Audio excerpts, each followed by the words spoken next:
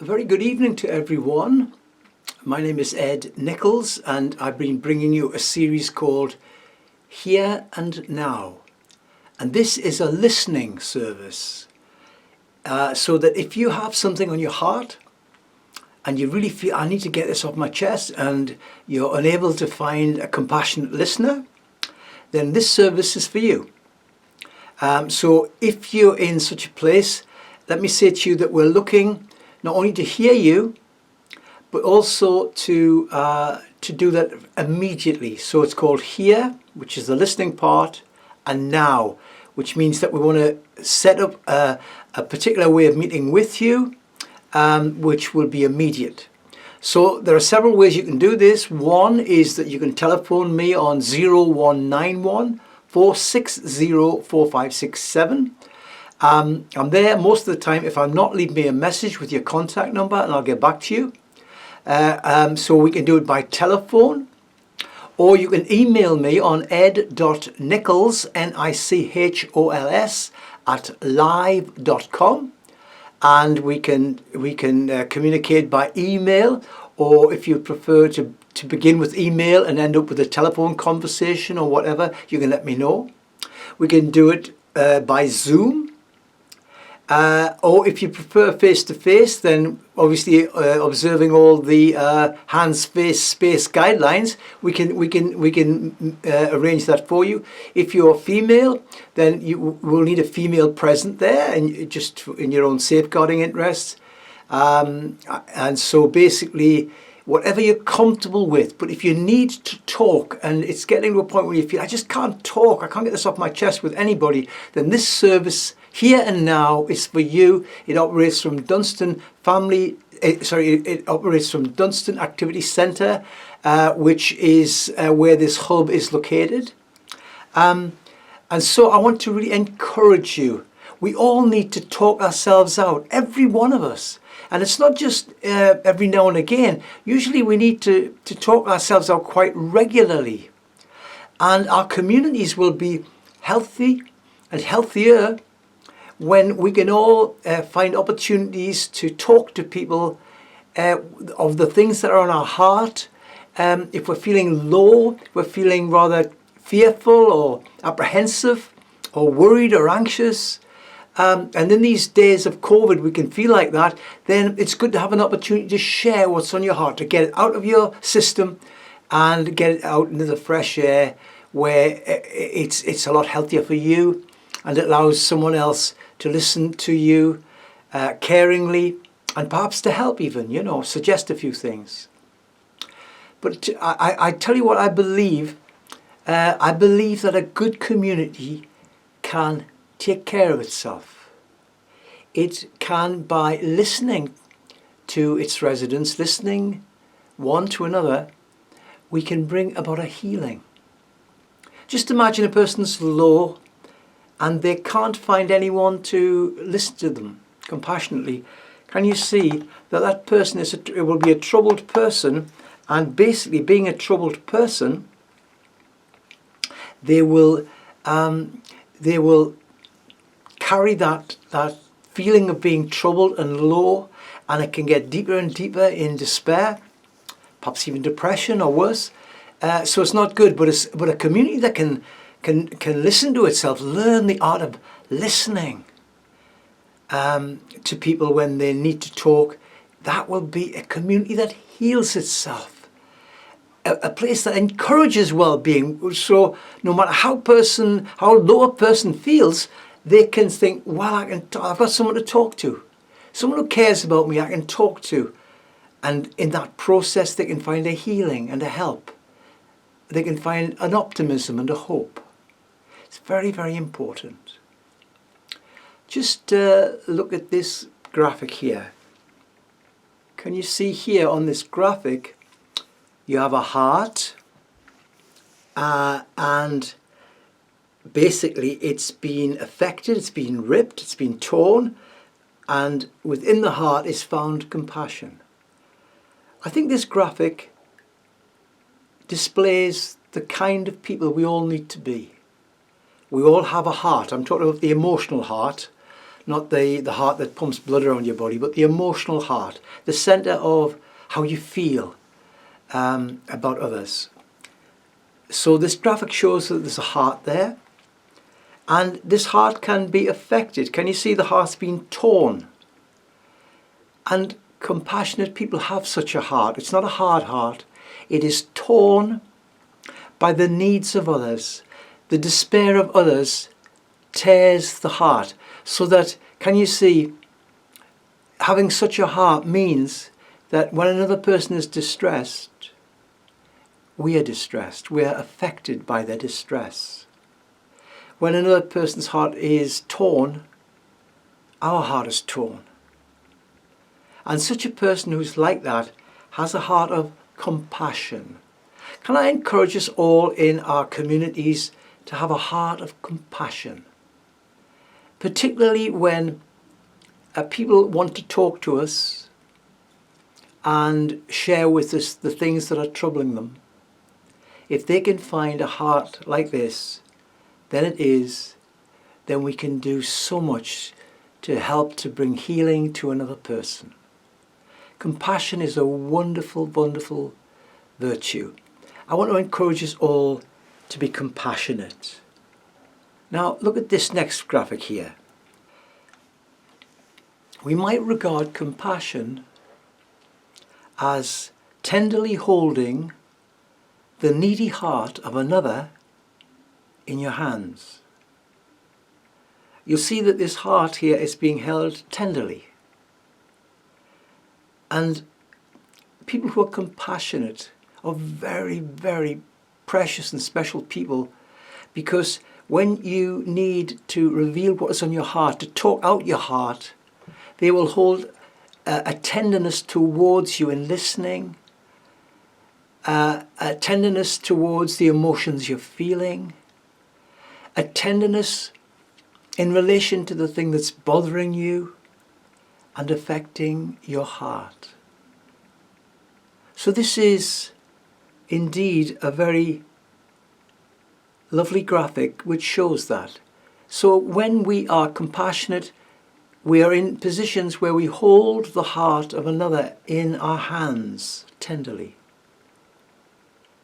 I want to encourage us to think of being compassionate. We may already be compassionate, but if we're not, thinking more about being compassionate. To be compassionate is to be loving kind. Loving kind. And I like the word loving kind rather than loving or kind, because it reminds us of two things. That to be compassionate is to be loving, but it's also to be kind. You know, it's true that people love us, and perhaps quite a lot of people love us, but often they're not kind. Love is always kind. It may need to be straight, it may need to speak straight, but if it does, the words will be kind, they'll be gentle, they'll be tender words that will not further hurt a person's feelings or push them further down than they already are. To be compassionate as a listener means that you listen without judgmentalism. There is no point in listening to people if we're judging them. If we're saying, oh, well, you brought it all upon yourself.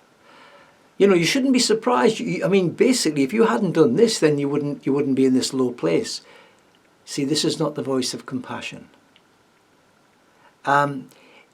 We don't say to people, oh, well, basically, you know, you always do that and you never change. Or you never do the right thing. We shouldn't be in the always and never club. Because basically none of us are always doing the right thing, and all of us are not in a position of never doing the wrong thing. I think compassion recognizes that not only is this person vulnerable, but that I am vulnerable. That I could easily be in the low place this person's in, and if I'm to understand this person, I have to find the empathy to to kind of climb inside of this person and walk around in their skin for a while. Sometimes we don't realize that there's a big difference between sympathy and empathy. Sympathy means that you can feel sorry for a person. You can have a genuine sorrow for them. You know, I'm sorry this happened to you. I'm sorry you feel like that. And I'm not despising that kind of sympathy, but empathy is far deeper. Empathy is that you get right into the heart and the emotions and the feel of what this other person is feeling. Are they distressed? You're distressed. Was it an awful thing happened to them? You feel the awfulness of it. Empathy is a deep and inner identification with the need of another. Compassionate people have empathy. I want to encourage us, therefore, to become compassionate listeners to our children, to our teenagers, to our husbands and wives and partners, girlfriends and boyfriends, fiancés, to be in such a position with our work colleagues, our neighbours, our friends. And then in this kind of compassion, this compassionate and empathic listening, communities begin to be wonderful places of well-being. And we must aim big in our communities. We mustn't keep saying, oh, it used to be like this, used to be wonderful years ago. We don't live years ago, we live today. So we have to make sure that today our communities are good places to live. That we're never alone in community. Community means the oneness of others coming together. It's like a unity of those who share heart, share life, share an area, and share an equal concern for each other. What a precious community that may be. I want to say to you that compassion is a wonderful thing. To be a compassionate community is really to almost guarantee that this is a great place to live for everyone, whatever their age. Look at this graphic now. Here we see a graphic of a woman, a young woman, showing compassion for a man, a young man. Can I say to you, men, we need compassion. Sometimes we can get very macho and think, oh, it's only women who kind of need that, you know, they're softer than us. No, men need compassion. Did you know that men are much less likely to talk about what's on their mind, what's in their heart, than women are? Women are much more inclined to talk it off. And basically, many men get into very deep trouble with huge depressions, which lead into very dark places and dark actions, because they have felt that, oh, I should get through this, I'm a man, I'll kind of man my way through this. It's not good thinking. We Brits, you know, we still have too much of the stiff upper lip. Most of the nations of the world are not like, their men are not like our men. If you go to Africa, they're much more likely to share, to be community-minded. If you go to Asia, South America, India, Middle East, men are much more likely to talk out what is in their heart. Not just to anyone, mind, but to a compassionate listener, they will do that. And they recognise what often people in Britain and the West don't, that we need compassion, and we need to be compassionately listened to by caring people. This graphic shows this woman. You can see by her body language that she's identifying with this man's lowness. We don't know from the picture obviously what it is, but you can see by the care in her hands, in the touch, in the look, in the leaning towards him, that she has compassion, that she's seeking to help. And so I want to encourage us in our community not to be so macho that we don't recognize, men, that we need compassion and we need to be compassionately listened to. Look at this next graphic here now. And here, can you see the roles are reversed? Here, it is the man showing compassion to the woman. And it is easier, men, for us to show compassion to women if we realize that we need compassion too. It's easier for us to empathize with a woman who's in a low mood or not going through a good time if we ourselves are honest enough to acknowledge that we've been in low places and would have loved someone to be compassionate towards us, to listen compassionately to us. So compassion in a community is needed for both men and women, and compassionate listeners need to be of both sexes. Men listening to men and women, women listening to women and men. I want to encourage us to think of these things. Compassion is to be loving kind. It is to be empathic, entering into the need of another person deeply.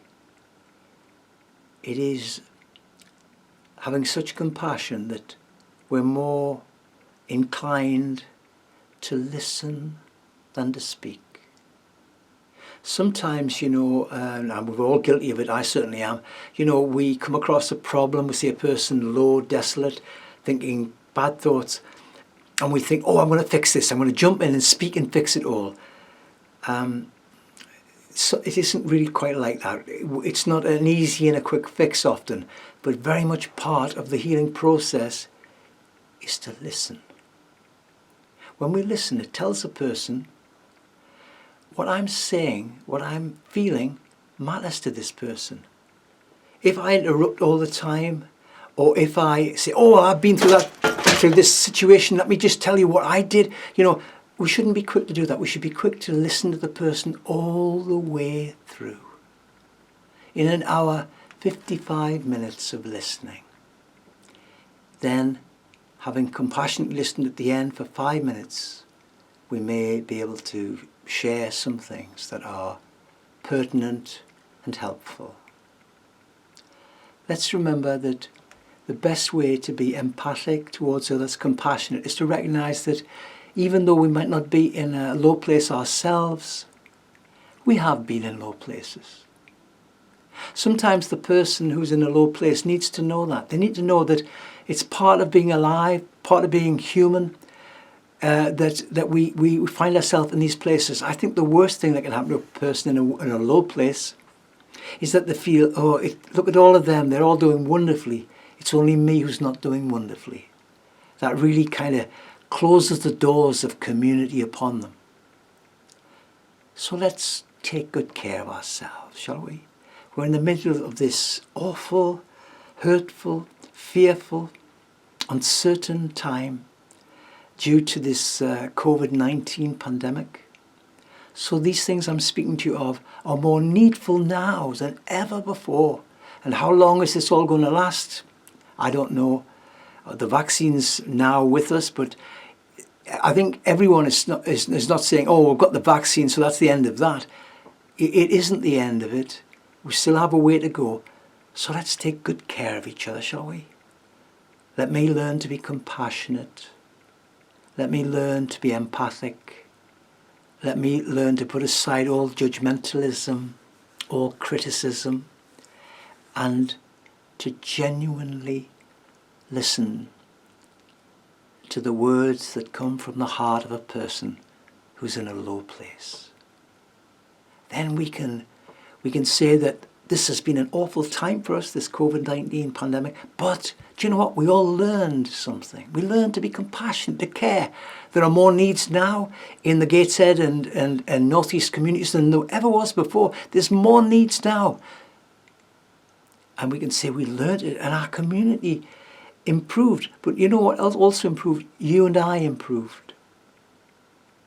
we learned to find our better and best self. Our children can feel, I'm listened to. Our young people who are in this kind of midway between childhood and adulthood, they can feel, well, they couldn't fix everything. I still had my problems, but I was listened to. Do you know, there's such healing in that. And adults, men and women, of whatever age, in whatever context, can feel the same. All that we should have in this northeast of England, in Newcastle, in Gateshead, in South Tyneside and North Tyneside, if we could have such communities, then we would stop saying, oh, in the good old days, the community spirit was wonderful. We will have a different conversation. We're saying, you know what it is? In our community today, there's such a wonderful sense and spirit of community. May these things help us all, including myself, to bring this about, to transform our communities. As I said at the very beginning, if you need to talk and you can't find anybody to listen to you compassionately, we will. I give you the contact details at the beginning, so please contact me, let me know, and then we can fix something up for you. You do matter. Let me say this. You do matter. And if life looks bad at the moment, listen, it will be good again for you. Believe it, because this is the truth. Thank you for your time tonight, and good night.